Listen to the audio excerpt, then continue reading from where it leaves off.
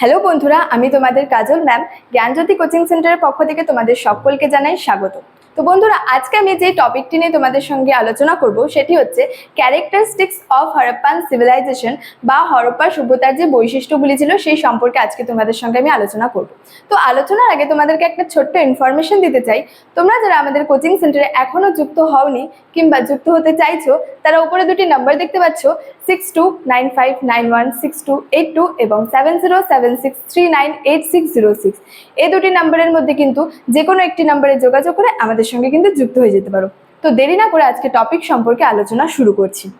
তো বলেছে যে টপিকটি হলো হরপ্পা সভ্যতার যে বৈশিষ্ট্যগুলি ছিল সেই সম্পর্কে আলোচনা করবো কিন্তু।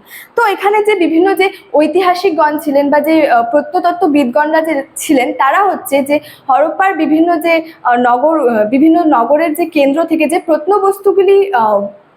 প্রত্নবস্তুগুলির উপর নির্ভর করে কিন্তু এই সভ্যতার যে বৈশিষ্ট্যগুলির কিন্তু ধারণা দিয়েছেন এবং একে একে কিন্তু এই সভ্যতার বৈশিষ্ট্যগুলির সম্পর্কে আমি আলোচনা করব।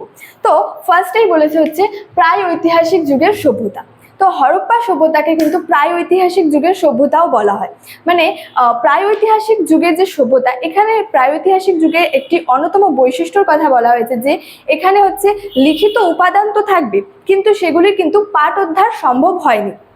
সেখানে হচ্ছে লিখিত উপাদানগুলি ছিল কিন্তু সেগুলির পাঠোদ্ধার সম্ভব হয়নি, তাই এই হরপ্পা সভ্যতাকে প্রায় ঐতিহাসিক যুগের সভ্যতা বলা হয়। এবং যে শিলমোহরগুলিতে সেখানে যে হচ্ছে সিন্ধুলিপিগুলি ব্যবহার করা হয়েছিল সেগুলির কিন্তু পাঠোদ্ধার সম্ভব হয়নি, তাই বলা যায় যে হরপ্পা সভ্যতা হলো প্রায় ঐতিহাসিক যুগের সভ্যতা।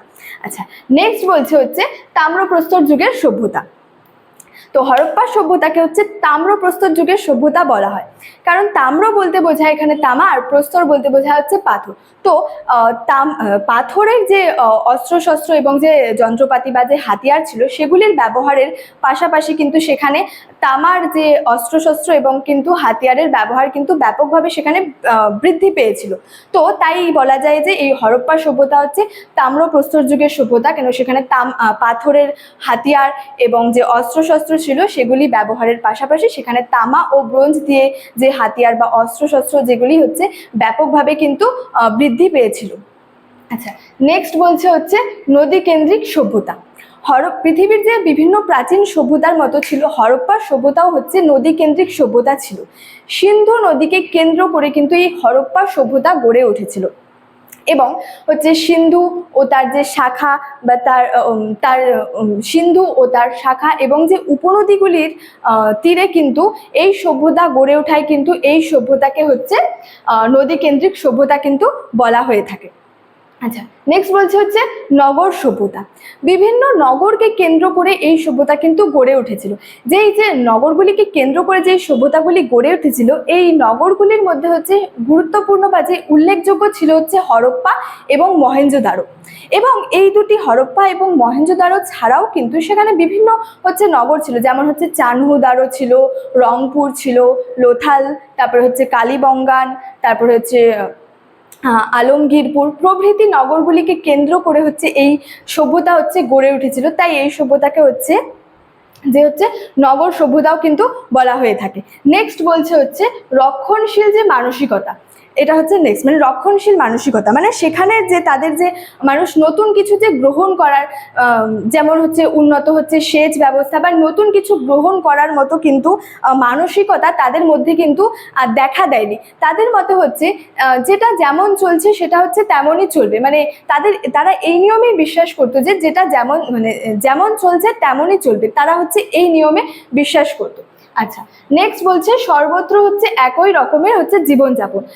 তাদের যে জীবনযাত্রা এবং সংস্কৃতিতে কিন্তু সর্বত্র একই রকমের জীবনযাপন কিন্তু লক্ষ্য করা গিয়েছিল। মানে তাদের কথা হচ্ছে তারা হচ্ছে তাদের যে জীবনযাত্রা এবং সংস্কৃতিতে যে একই রকমের সর্বত্র সবকিছু যে একই রকমের কিন্তু যে একটা পরিচয় কিন্তু পাওয়া গিয়েছিল।